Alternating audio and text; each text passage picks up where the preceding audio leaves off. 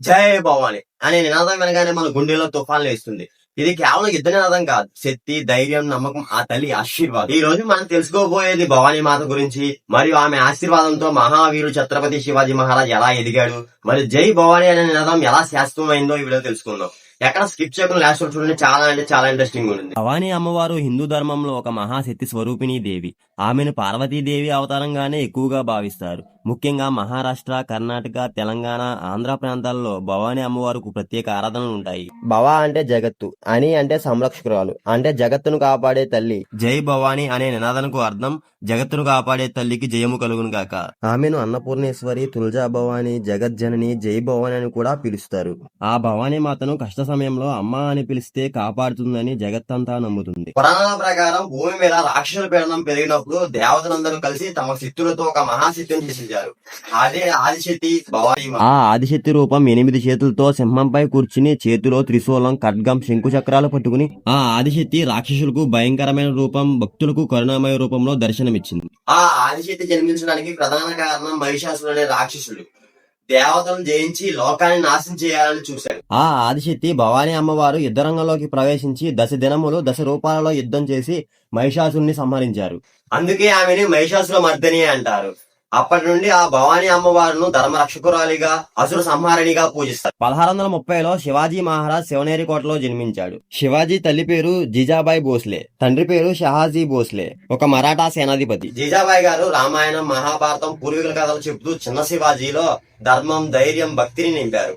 అందులోనే ముఖ్యంగా భవానీ అమ్మవారి గాథ. చిన్నప్పుడే ఆయన ప్రకృతి దగ్గర కత్తి క్రీడల్లోనూ, గుర్రపు స్వారీల్లోనూ దిట్ట అయ్యాడు. జీజామాత తరచూ శివాజీని తులజాపూర్ ఆలయానికి తీసుకువెళ్లేది. ఆమె తన కుమారుడి భవిష్యత్తు కోసం భవానీ అమ్మవారి వద్ద ప్రార్థన చేసేది. ఈ తులజాపూర్ ఆలయం 12వ శతాబ్దం నుంచి ప్రసిద్ధి. అమ్మ విగ్రహం నల్లని ఛాయితో 8 చేతులతో ఉంటుంది. ఇది శివాజీ మహారాజ్ జీవితంలో కీలకమైన ఆలయం. శివాజీ బాల్యం నుంచి ఒక నమ్మకం ఏర్పడింది. ఆ భవానీ అమ్మవారి ఆశీర్వాదం ఉంటే ఒక్క యుద్ధం కూడా ఓడిపోమని, స్వరాజ్యం సాధ్యమేనని. ఒకరోజు శివాజీ మహారాజ్ అమ్మవారి ఆలయంలో కూర్చుని ఒక గాఢమైన ప్రార్థన చేశాడు. అతని కళ హిందూ స్వరాజ్యాన్ని స్థాపించడం. అందుకని ఆ భవానీ అమ్మవారు స్వయంగా శివాజీకి ఒక దివ్య ఖడ్గాన్ని ఇచ్చారు.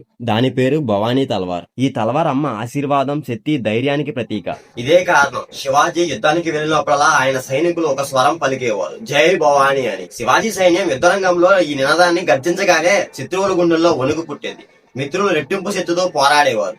1959లో అఫ్జల్ ఖాన్ వధ తర్వాత ఈ నినాదం మరింత ప్రాచుర్యం పొందింది. ఛత్రపతి శివాజీ ప్రతి యుద్ధంలోనూ ఈ మంత్రాన్ని ఉపయోగించేవాడు.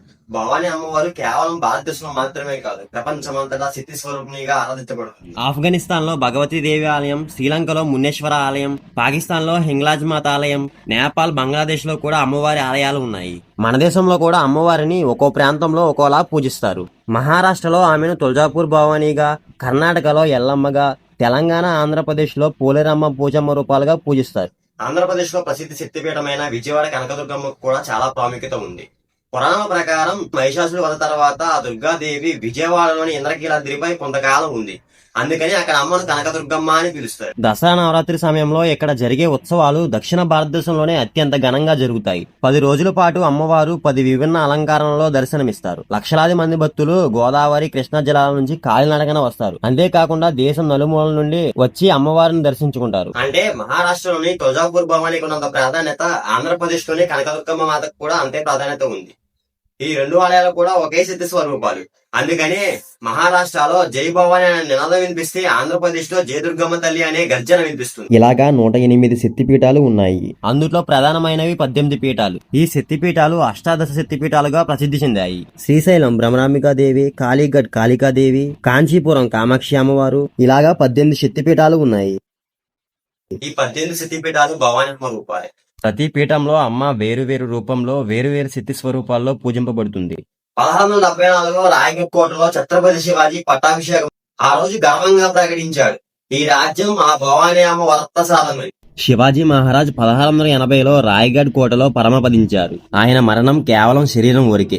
ఆయన కళలు, ఆయన సిద్ధాంతాలు, ఆయన నినాదాలు మాత్రం ఎప్పటికీ చనిపోలేదు. జై భవానీ, జై శివాజీ ఇవి యుగయుగాల పాటు నిలిచిపోయాయి. భవానీ అమ్మవారు కేవలం ఒక దేవత మాత్రమే కాదు, ఆమె ధర్మం, శక్తి, ధైర్యం, తల్లితనానికి ప్రతీక. శివాజీ మహారాజ్ ఆ అమ్మ ఆశీర్వాదంతో స్వరాజ్యాన్ని స్థాపించాడు. ఈ రోజు మనం దేశంలో ఎక్కడైనా జై భవానీ అనగానే మనలో దేశభక్తి ఉప్పొంగుతుంది. అందుకే మనం ఇవాళకి కూడా గర్వంగా పలుకుతున్నాం, జై భవానీ, జై శివాజీ. అందరూ చెప్పండి, జై భవానీ, జై శివాజీ.